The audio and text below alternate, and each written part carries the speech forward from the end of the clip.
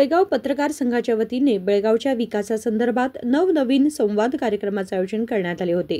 यावेळी बेळगावमधील पाण्याची समस्या, ई खाते, हुबळी धारवाडला हिडकल जलाशयातून पाणी पुरवठा यासह इतर महत्त्वाच्या विषयांवर चर्चा करण्यात आली।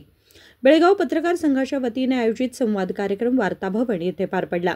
कार्यक्रमाच्या अध्यक्षस्थानी पत्रकार संघाचे प्रमुख विलास जोशी होते। प्रमुख पाहुण्यांमध्ये महापौर मंगेश पवार, उपमहापौर वाणी जोशी आणि माहिती व जनसंपर्क विभागाचे उपसंचालक गुरुनाथ कडबूर हे उपस्थित होते। यावेळी पत्रकार संघातर्फे सर्व पाहुण्यांचा सत्कार करण्यात आला। महापौर मंगेश पवार यांनी सांगितले की आपण कोणत्याही जाती, धर्म, भाषेचा भेद न करता विकासाच्या मंत्रासह काम करत आहोत।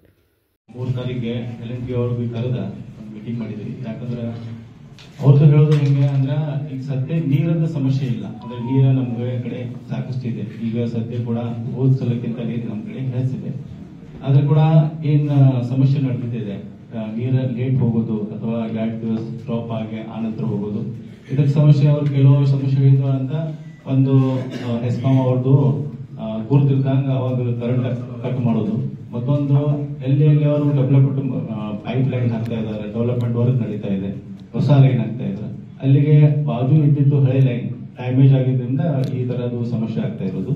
ಹಿಂಗಾಗಿ ಅವ್ರಿಗೆ ನಾವು ಸ್ಟ್ರಿಕ್ಟ್ಲಿ ಹೇಳಿದೀವಿ, ಈ ಸಮಸ್ಯೆ ಆದಾಗ ನೀವು ಕೆಲಸ ಮಾಡ್ಕೊಳ್ಳಿ।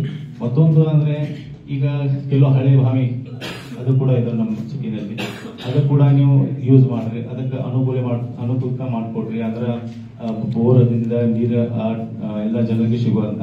ಮತ್ತು ಕೆಲವು ಬೋರ್ ಕೂಡ ನಮ್ಮ ಶಾಸಕರು ಇದ್ದಾಗ ಸಾಕಷ್ಟು ಬೋರ್ ನಮ್ಮ ದಕ್ಷಿಣ ಭಾಗದಲ್ಲಿ ಇರಲಿ ಅಥವಾ ಉತ್ತರ ಭಾಗದಲ್ಲಿ ಕೆಲವು ಬೋರ್ ಇದ್ದಾವೆ।